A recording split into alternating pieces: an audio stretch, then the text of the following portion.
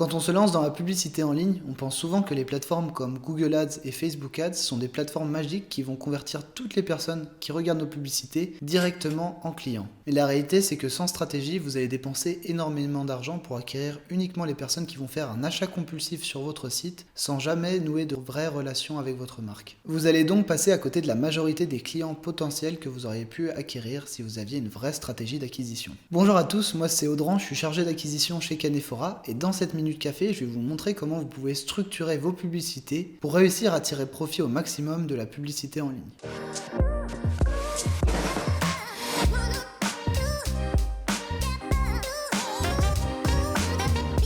Quand on réalise une stratégie marketing, on utilise souvent un schéma pour représenter le parcours des visiteurs sur notre site dans le processus de vente. On appelle ça un tunnel de conversion. Le but, c'est de mettre en place des actions à chaque étape du tunnel pour qu'à la fin de ce tunnel, on ait le plus de personnes possible qui soient devenues des clients fidèles.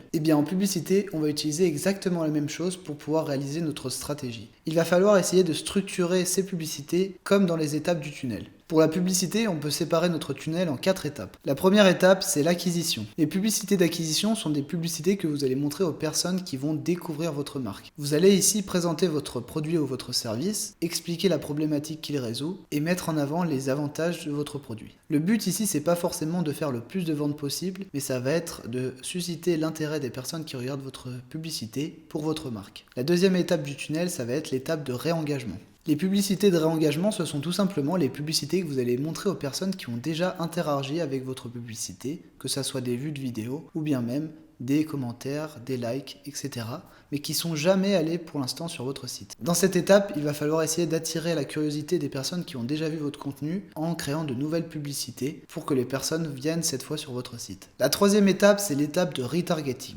Vous allez ici recibler les personnes qui sont déjà venues sur votre site mais qui n'ont jamais effectué un achat. Le but, c'est que le client achète cette fois-ci quand il vient sur votre site. Pour cela, vous allez essayer de créer des publicités qui vont essayer de lui donner un peu plus confiance dans votre marque. Vous allez pouvoir par exemple créer des témoignages clients. Vous pouvez aussi essayer de créer de nouvelles publicités qui vont répondre aux principales objections d'achat de votre produit. Et si vous avez une marque avec un grand catalogue produit, ce que vous pouvez faire, c'est que vous pouvez recibler directement les personnes avec les produits qu'elles ont ajoutés au panier. C'est une méthode qui est plutôt très efficace puisque là vous allez cibler les personnes qui étaient déjà prêtes à acheter votre produit. Et donc pour la dernière étape du tunnel, c'est une étape que beaucoup de personnes oublient, c'est l'étape post-achat. Après avoir dépensé un gros budget publicitaire pour toutes les précédentes étapes du tunnel, ça serait vraiment dommage de perdre votre client alors que vous avez eu beaucoup de mal à l'acquérir. C'est là que vous allez créer des publicités post-achat où vous allez pouvoir lui proposer un produit qui fonctionne bien aussi sur votre site ou une amélioration de produit, ce qu'on appelle aussi upsell. Un client qui a déjà acheté sur votre site sera beaucoup plus enclin à racheter sur votre site